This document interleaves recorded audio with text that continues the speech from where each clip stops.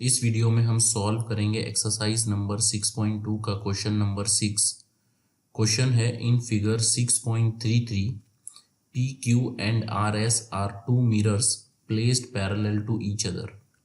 An incident ray AB strikes the mirror PQ at B. The reflected ray moves along the path BC and strikes the mirror RS at C and again reflects back along CD. Prove that AB is parallel to CD. तो question में figure जो है वो given है, लेकिन BM और CN ये figure में बना हुआ नहीं है। इसको हमने कंस्ट्रक्शन के थ्रू ड्रॉ किया है, कंस्ट्रक्ट किया है हमने। क्वेश्चन में ये कहता है कि PQ एक मिरर है, RS भी एक मिरर है, ये आपस में पैरेलल प्लेस किए गए हैं। AB एक इंसिडेंट रे है जो यहाँ पर B पॉइंट पे स्ट्राइक करती है, फिर ये बन जाती है रिफ्लेक्टेड रे।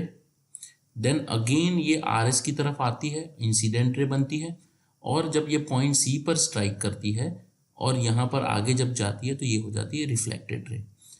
यहाँ पर ये इंसिडेंट रे, ये reflected ray, then again incident ray, then again reflected रे।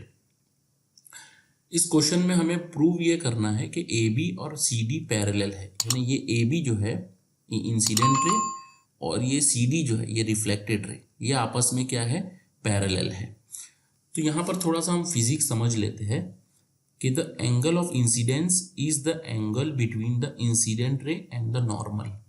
देखिए ये जो BM और ये जो CN हमने बनाया है ना, ये है नॉर्मल, इसको नॉर्मल कहते हैं। आगे ये बता देता हूँ मैं नॉर्मल भी क्या होता है, लेकिन इसको अभी आप ये मान लो ये नॉर्मल है और ये CN भी नॉर्मल है। इंसिडेंट रे, ये AB एक इंसिडेंट रे और BM नॉर्मल, इनके बीच में जो ये एंगल बन रहा है, ठीक है, ये होगा एंगल ऑफ इंसिडेंस, यानी एंगल 1 जो है ये एंगल ऑफ इंसिडेंस है। क्यों? क्योंकि ये इंसिडेंट रे और नॉर्मल के बीच में है। अब नॉर्मल क्या होता है? तो नॉर्मल एक लाइन है, परपेंडिकुलर लाइन है जो सरफेस पर ड्रॉ की गई है। तो BM जो है ये परपेंडिकुलर है और सरफेस यहाँ पर PQ मिरर है, तो ये एक नॉर्मल, इसको हम साइंस में फिजिक्स में नॉर्मल कहते हैं। अब नॉर्मल थर्ड पॉइंट है कि angle of reflection is the angle between the reflected ray and the normal, यानी ये रिफ्लेक्टेड रे है, रिफ्लेक्टेड रे और नॉर्मल के बीच में जो एंगल बनेगा, यानी ये जो एंगल 2 मैंने नाम दिया है, ये है एंगल ऑफ रिफ्लेक्शन। चौथे पॉइंट में क्या बोला है कि एंगल ऑफ इंसिडेंस और एंगल ऑफ रिफ्लेक्शन ये दोनों इक्वल होता है, यानी एंगल 1 और एंगल 2 ये दोनों इक्वल है। अगेन ये जब लाइन यहाँ पर BC को स्ट्राइक करती है, रिफ्लेक्टेड रे बनती है, RS के लिए यही लाइन जो रिफ्लेक्टेड लाइन है, रिफ्लेक्टेड रे जो है वो RS के लिए इंसिडेंट रे हो जाती है, और जब C पे स्ट्राइक करती है और जब आगे जाती है तो ये हो जाती है रिफ्लेक्टेड रे। तो ये नॉर्मल और इंसिडेंट रे के बीच में जो लाइन है, एंगल है, ये होगा एंगल ऑफ इंसिडेंस, और रिफ्लेक्टेड रे और नॉर्मल के बीच में जो एंगल बनेगा वो होगा, यानी इसको एंगल नंबर 4 दे देता हूं मैं, ये होगा एंगल ऑफ रिफ्लेक्शन।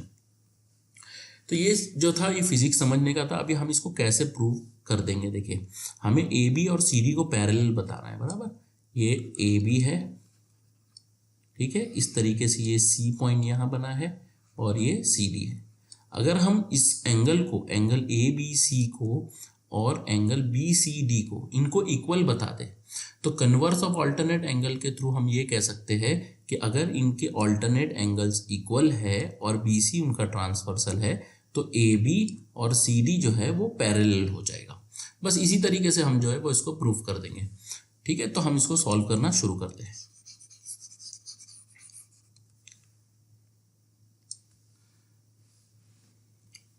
सबसे पहले मैं लिख, यहाँ पे मैंने गिवन वगैरह लिख दिया है, PQ और RS जो है ये पैरेलल है, AB, BC एंड CD ये रेज है, AB और CD पैरेलल है, ये हमें प्रूव करना है। कंस्ट्रक्शन हमने BM perpendicular to PQ draw किया है और CN perpendicular to RS draw किया है, ठीक है। प्रूव करना शुरू कर देता हूँ।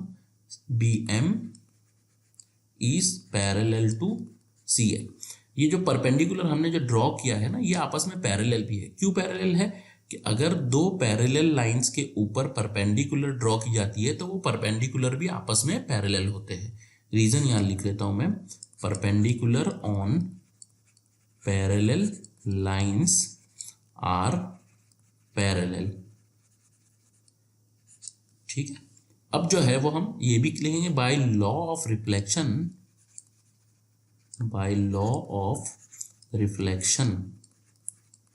लॉ ऑफ रिफ्लेक्शन से हमने बताया कि एंगल 1 और एंगल 2 यानी एंगल ऑफ इंसिडेंस और एंगल ऑफ रिफ्लेक्शन भी क्या होते हैं, इक्वल होते हैं। यानी angle 1 is equal to angle 2 and angle 3 is equal to angle 4। यहां पर मैं इसको इक्वेशन नंबर 1 नाम दे देता हूं। अब देखिए, हमने यहां पर बताया था कि BM और CN जो है ये क्या है, पैरेलल है, और BC इसका ट्रांसवर्सल होता है। तो ये ऑल्टरनेट एंगल, एंगल 2 और एंगल 3 क्या होते हैं, ऑल्टरनेट एंगल से इक्वल हो जाते हैं। तो यहां पर लिखते हैं since BM is parallel to CN and BC is the transversal, therefore angle 2 is equal to angle 3। ये मेरा इक्वेशन नंबर 2 हो गया। अब from equation number 1 and 2 what we can say कि अगर 1 और 2 इक्वल है, 3 और 4 इक्वल है। ये फर्स्ट इक्वेशन में मिला था। सेकेंड इक्वेशन क्या कहते हैं, 2 और 3 भी इक्वल है, मतलब ये और ये भी इक्वल है, तो ये चारों आपस में इक्वल हो जाएंगे। तो from 1 and 2 equation we can say angle 1 is equal to angle 2 is equal to angle 3 is equal to angle 4।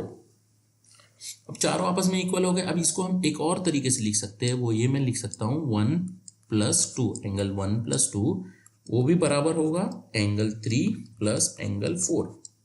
अब मान लेते हैं हम लोग यहाँ पर कि अगर एंगल 1 जो है वो 40 डिग्री है, अज्यूम करते हैं, तो ये भी 40 होगा, ये भी 40, ये भी 40, तीनों चारों जो है वो 40 हो जाएंगे। एंगल 1 और 2 को अगर मैं प्लस करूँ तो 40 + 40 80 हो जाएगा। वैसे 3 और 4 भी जो है प्लस करेंगे तो 40 + 40 80 हो जाएगा। तो ये आपस में भी इक्वल हुआ। अब एंगल 1 और 2 को अगर हम ऐड करते हैं तो हमें क्या मिलता है, एंगल ABC ही मिलता है। Therefore angle ABC is equal to, और 3 और 4 को प्लस करेंगे तो ये मिल जाएगा BCD is equal to angle BCD। ठीक है, तो यहाँ पर यही था, यही तो हमको बताना था कि एंगल ABC और BCD अगर इक्वल हो जाते हैं, और BC तो उनका ट्रांसवर्सल है, तो AB और CD जो है वो पैरेलल हो जाएगा। देयरफॉर या सिंस लिखते हैं, since this are alternate interior angles formed by transversal BC, we can say therefore AB is parallel to CD। तो देखिए हमने इसको प्रूफ कर लिया। अब देखिए क्वेश्चन जो है वो बहुत ही सिंपल सा क्वेश्चन है, थोड़ा आप इसका फिजिक्स समझ जाए तो सोल्यूशन जो है बहुत ही छोटा सा है। आई होप आपको ये वीडियो पसंद आया होगा, और पसंद आया है तो इसको लाइक कर दीजिए, हमारे चैनल को सब्सक्राइब भी कर लीजिए और बेल आइकन भी प्रेस कर लेना। Thank you.